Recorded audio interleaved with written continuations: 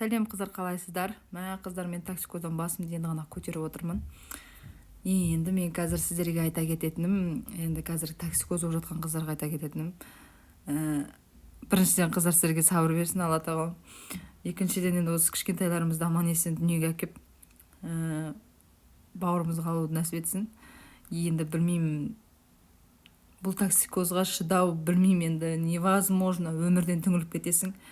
Енді соның көбінесе қыздар емес, оның ішінде мен де бармын. Мен өзім сол токсикоз болып жатқанда сол токсикоздың емін іздеген болатынмын.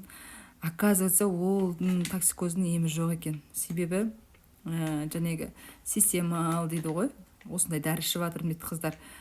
Маған көмектеспеді, өйткені бір-ақ күн көмектесті, бір күннен кейін уже мен қайтадан токсикозым басталды. Және де айтады ғой, қышқыл, лимон, және басқа да заттар, оның бәрі уақытша. Наоборот, мен лимон көтеріп жіберді. Имбир дейді ғой, олардың бәрі бір-ақ күн, бір күнге шыдамайды да даже. Уақытша ғой, короче айтқанда 1 сағат, 2 сағат кішкене нормально жүресің, одан қайтадан басталады токсикозың. Сондықтан айтатыным қыздар, токсикоздың емі жоқ. Бәрі айтады, бәрі оңай, врач та айтады, тамақ іш, өзіңді қинап іш дейді.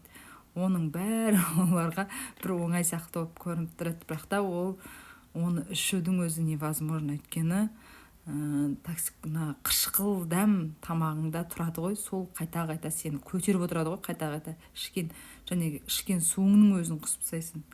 Сондықтан қыздар, ол токсикоз өз уақытысында қояды. Былай мен ойлаймын, токсикоздың емі жоқ деп.